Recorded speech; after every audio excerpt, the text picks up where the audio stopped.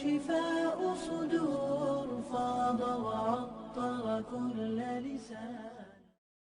بسم اللہ الرحمن الرحیم. وہ زیتون کے مبارک درخت کے تیل سے جلایا جاتا ہے جو نہ پورب کی جانب ہے اور نہ مغرب کی جانب بلکہ عین بیچو بیچ ہے.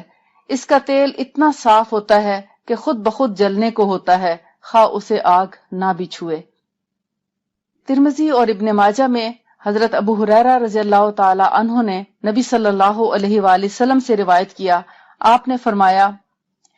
کل الزیت والدہنوا بہ فإنہ من شجرۃ مبارکہ کہ روغن زیتون کھاؤ، اس کو لگاؤ، اس لیے کہ یہ ایک مبارک درخت سے حاصل ہوتا ہے. اور رسول اللہ صلی اللہ علیہ وآلہ وسلم نے ایک اور جگہ فرمایا کہ روغن زیتون کو بطور سالن استعمال کیا کرو اور اس کا روغن یعنی کہ اس کا تیل لگاؤ، اس لیے کہ یہ ایک مبارک درخت سے حاصل ہوتا ہے. تو آپ دیکھیں کہ کتنی اس کی تاکید ہے اور کتنا یہ مبارک تیل ہے اور مبارک پھل ہے. لیکن اس کا چونکہ ذائقہ اتنا ہمارے عام کھانوں سے ملتا جلتا نہیں ہے، اس لیے ہمیں عام طور پر اس کے کھانے کی عادت نہیں ہوتی. نہ ہی ہمارے بڑے اس کو شوق سے کھاتے ہیں کہ بچے دیکھ کر ان کو کھائیں، اور نہ ہی پھر ہم اپنے بچوں کو دے پاتے ہیں کیونکہ خود ہمیں اس کا ذائقہ اتنا پسند نہیں آتا، اس لیے ہم بچوں کو بھی نہیں دیتے. حالانکہ چھوٹے بچوں کو اگر آپ کوئی بھی چیز دیں، آپ کو پسند نہ بھی ہو، اگر آپ ان کو دیں تو بعض اوقات بچے اس کو لینا شروع کر دیتے ہیں. بس اس کے لیے تھوڑی سی کوشش کرنا پڑتی ہے کہ بچوں کو کھا کے دکھانا پڑتا ہے. لہٰذا آپ خود بھی کھائیں اور اس سے فائدہ اٹھائیں اور اپنے بچوں کو بھی دیں تاکہ وہ بھی بڑے ہو کر بہترین صحت کے حامل ہوں. زیتون پہلے درجے میں تھوڑا تر ہے، رطب ہے، یعنی اس کا جو اثرات ہیں وہ ہیں اس کے اندر تری پائی جاتی ہے، یعنی زیتون کے اندر جو چکنائی پائی جاتی ہے. اور جو لوگ اس کو خشک سمجھتے ہیں کہ یہ شاید خشک تیل ہے تو یہ بات غلط ہے.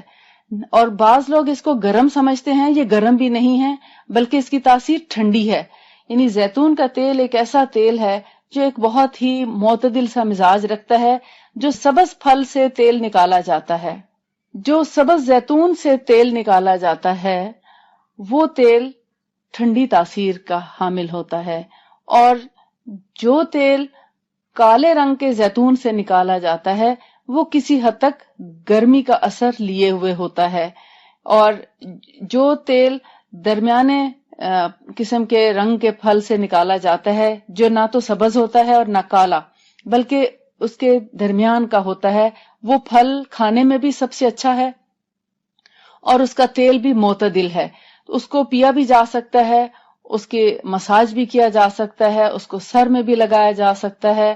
اس کو ہر حال میں استعمال، یعنی کھانے اور لگانے دونوں طرح سے استعمال کیا جا سکتا ہے. لیکن اس کو آگ پہ رکھ کے گرم نہیں کرنا چاہیے. زیتون کی ایک بڑی خاصیت یہ ہے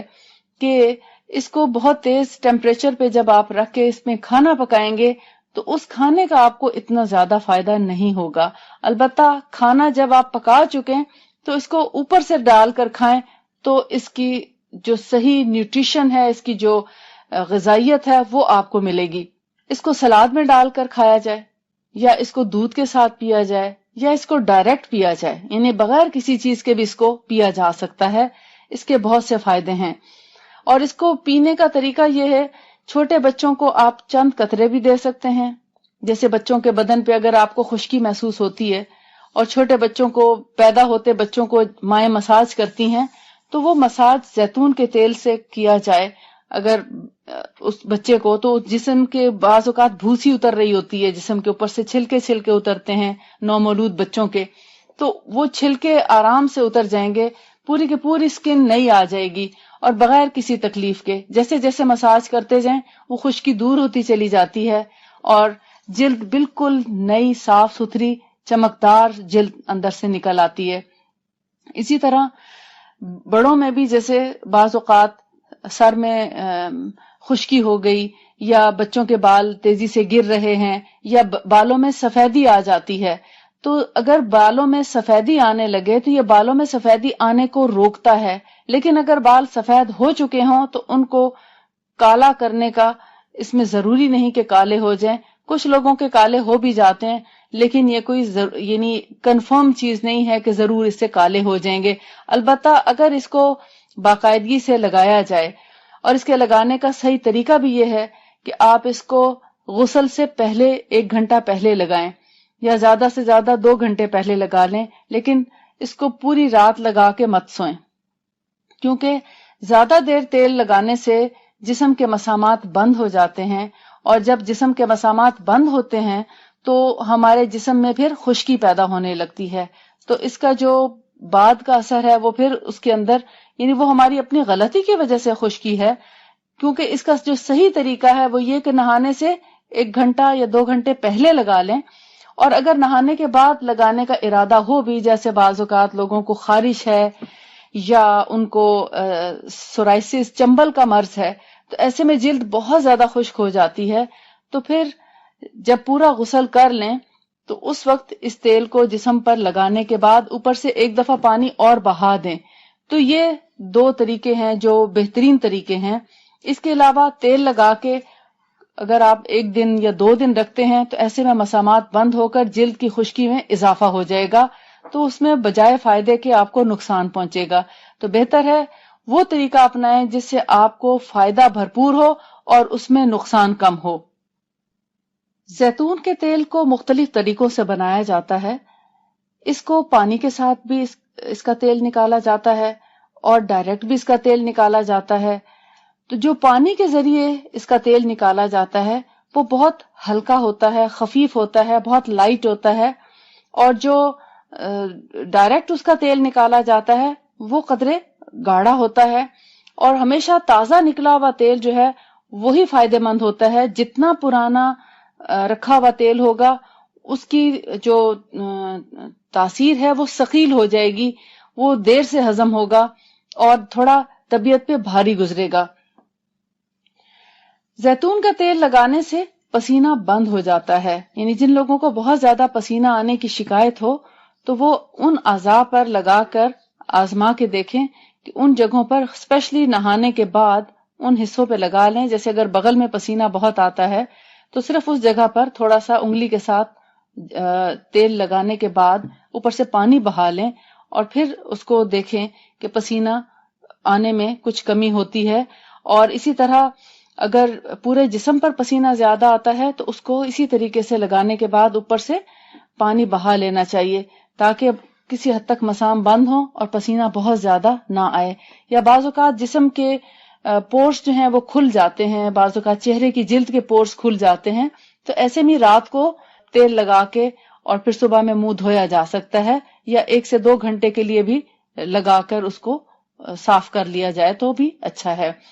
میک اپ اور میک اپ سے اتارنے کے لیے جو چیزیں استعمال ہوتی ہیں، ان سب سے بہتر ہے کہ میک اپ اتارنے کے لیے آپ بجائے اس کے کہ کوئی اور چیز یوز کریں،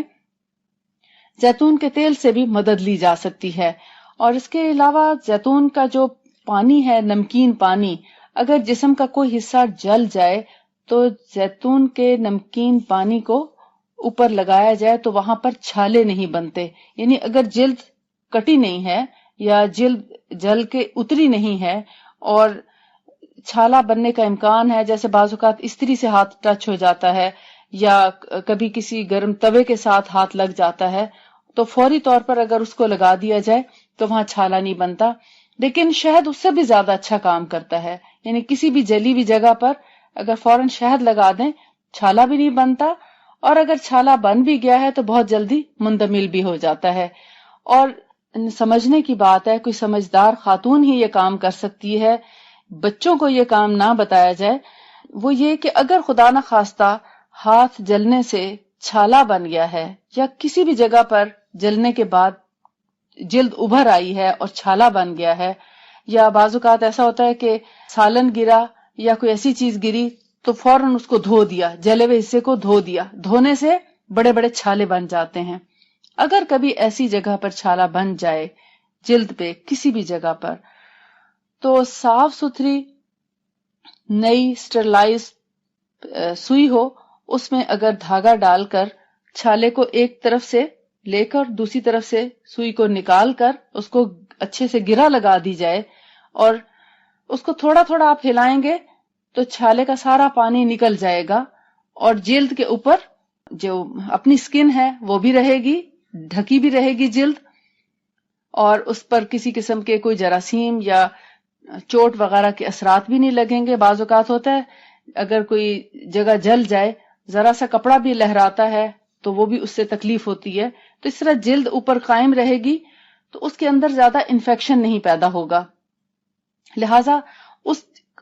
دھاگے کو قائم رکھیں اور اس کو ہلا کر اس کے سارے پانی کو نکال دیں، اور اس پر بار بار شہد کا استعمال کریں تو آپ دیکھیں گے 2 سے 3 دن میں وہ بالکل ٹھیک ہو جائے گا۔ اور پانی اوپر نہ لگنے دیں، یعنی پانی سے بہت زیادہ جلے ہوئی جگہ کو بچا کے رکھنا چاہیے، خشک رکھنا چاہیے۔ اس سے آپ دیکھیں گے کہ آپ بغیر کسی دوا کے جلے ہوئے کا علاج کر سکیں گے۔ لیکن اگر جلد بہت گہری جل گئی ہے اور چھالے کی بجائے بہت گہرے زخم آ گئے ہیں تو پھر آپ اس کا علاج جو ہے وہ طبیب سے یا ڈاکٹر سے کرائیں۔ آج کے ہمارے اس ٹاپک میں ہم نے زیتون پر بات کی اور زیتون کے تیل پر بھی بات کی۔ زیتون کا تیل ایک بہترین مبارک درخت سے نکلتا ہے، لہٰذا اس کو